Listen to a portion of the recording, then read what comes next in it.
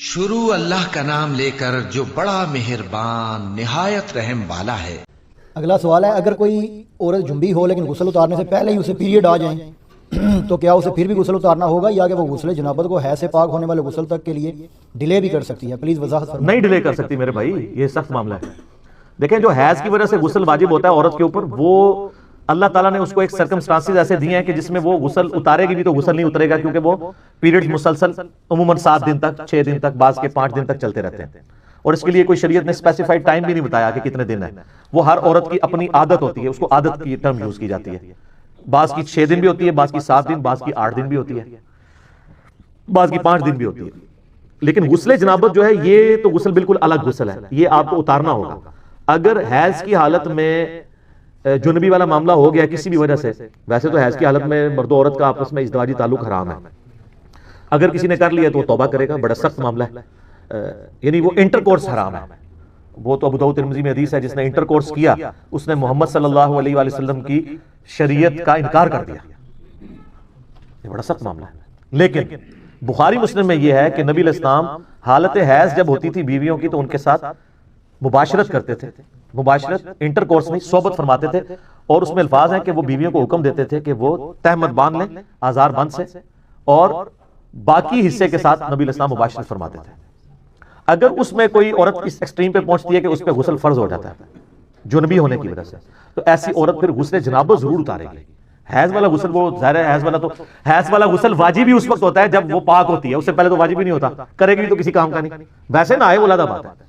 لیکن جنبی والا غسل اس پہ اسی وقت واجب ہو گیا، وہ اس نے اتارنا ہے، یہ کریٹیکل ایشو ہے۔ اب وہ یہ کہہ سکتے ہیں کہ جی نماز تو کوئی نہیں پڑھنی، نماز کے علاوہ بھی تو ہم نے جنبی تو نہیں رہنا، اور عموماً آپ دیکھتے ہیں اس طرح کی حالت میں عورتوں کے اوپر جنات کا حملہ بھی ہو جاتا ہے، بعض اوقات وہ کہتے ہیں جی شیاطین کا حملہ ہو گیا ہے، جادو ہو گیا ہے۔ اگر آپ ناپاکی کی حالت میں مسلسل رہیں گے اور پھر کوئی اذکار بھی نہیں کریں گے تو حملہ تو ہوگا۔ آپ تو یعنی بڑی اچھی گراؤنڈ پرووائڈ کر رہے ہیں جنات کو کہ آئیں، اس لیے صبح شام کے اذکار جو ہیں وہ جنبی نے بھی جنابت کی حالت میں بھی کرنے ہیں اور حیض والی عورت نے بھی کرنے ہیں، سوائے قرآن پاک کی تلاوت کے، کیونکہ مولا علی کا قول ہے جامع ترمذی میں کہ نبی علیہ السلام کو حالت جنابت کے سوا کوئی حالت قرآن پڑھنے سے مانے نہیں ہوتی تھی۔ لیکن یہ جو حیض والا جو معاملہ ہے یہ بھی حکمی نجاست ہی ہے، جس طرح کہ جنبی ہونا حکمی نجاست ہے، یہ حقیقی نجاست نہیں ہے، وہ خون تو ناپاک ہے ہی ہے، لیکن اس کی وجہ سے کوئی عورت پلید نہیں ہوگی کہ وہ بچے کو دودھ نہیں پلا سکتی، ہنڈیاں نہیں پکا سکتی۔ لوگ کہتے ہیں نا جی یہ نہیں کر سکتی، نہیں، بخاری مسلم میں حدیث ہے، اما عائشہ کہتی ہیں کہ نبی علیہ السلام حالت حیض میں اپنی بیویوں کی گود میں سر رکھ کے قرآن پڑھ لیا کرتے تھے، ٹھیک ہے، کس لیول تک۔ پھر مسلم شریف میں حدیث ہے، اما عائشہ کہتی ہیں نبی علیہ السلام نے مسجد میں سے مجھے چٹائی مانگی تو میں نے اس کھڑکی میں سے حجرے کی، تو میں نے کہا کہ میں تو حیض میں ہوں، تو آپ علیہ السلام نے فرمایا کہ حیض تیرے ہاتھوں میں تو نہیں گھسا ہوا، ٹھیک ہے، تو وہ باقی معاملات تو لے کے چل لیں۔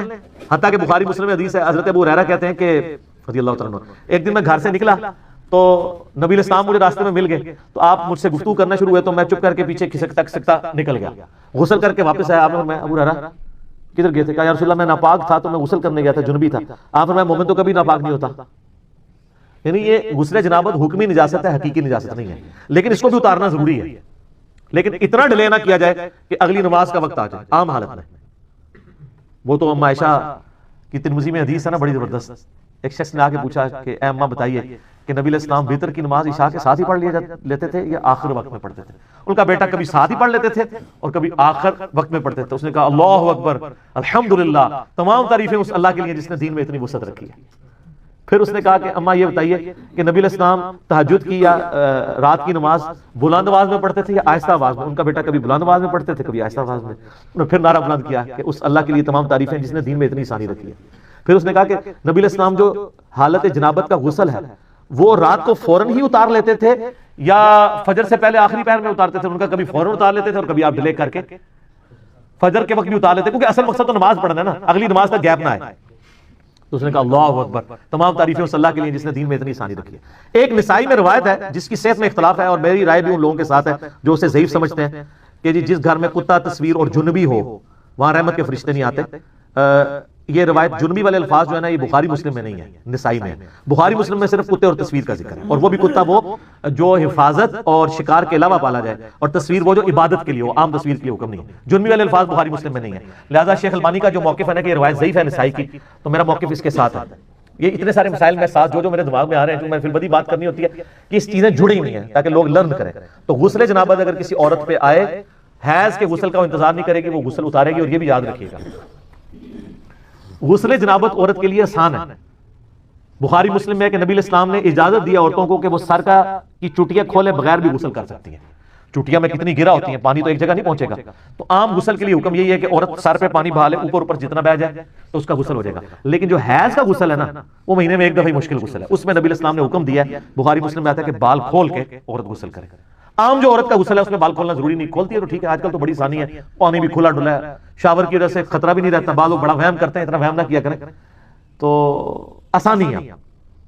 تو اس میں کیونکہ نبی علیہ السلام کے وارث زمانے میں ایک ایشو بھی اٹھا تھا, آپ کو پتا ہے نا, آپ کی وفات کے فوراً بعد عبداللہ بن عمر عورتوں کو حکم دیتے تھے کہ وہ حالت جنابت والا غسل بھی بال کھول کے کریں گے.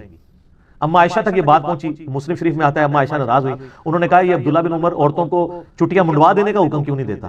نبی علیہ السلام نے ہمیں کبھی اس چیز کا حکم نہیں دیا کہ ہم عام غسل کے لیے بھی چٹیاں کھولیں, اتنا تردد کریں, پھر بعد میں بال خشک کرنا ایک تردد ہے نا. آج کل تو آپ کے پاس خشک کرنے والے ڈرائرز موجود ہیں, پہلے کیا تھا, تو پھر الٹا پانی بھی زیادہ چاہیے ہوگا. تو سیدہ عائشہ نے کہا کہ وہ غسل حیض والا غسل ہے جس میں بال کھولنے کا ہے. تو عبداللہ بن عمر پہ وہ ناراض ہوئی. اسی کانٹیکسٹ میں آپ اس بات کو سمجھ سکتے ہیں جو اکثر شیعہ کی طرف سے اعتراض ہوتا ہے کہ اما عائشہ نے 2 تابعین کو غسل کر کے دکھایا تھا, تو یہ بڑی بےہودہ روایت ہے بخاری کے اندر. سر آپ ان حالات و واقعات کو سمجھیں, کوئی بےہودگی نہیں ہے اس کے اندر. غسل سامنے کر کے نہیں دکھایا تھا, وہ 2 تابعین ملنے کے لیے, اور وہ یہ کہہ رہے تھے کہ ہمارے بال اتنے گھنے ہیں, ہم تو یہ 6 لیٹر پانی سے, اس زمانے میں وہ جو کیلکولیشن کر کے 6 لیٹر پانی سے غسل نہیں کر سکتے. تو اما عائشہ نے کہا کہ نبی علیہ السلام کے بال تم سے زیادہ گھنے تھے, وہ تو اتنے ہی پانی سے غسل کر لیا کرتے تھے آدھی بالٹی کے ساتھ.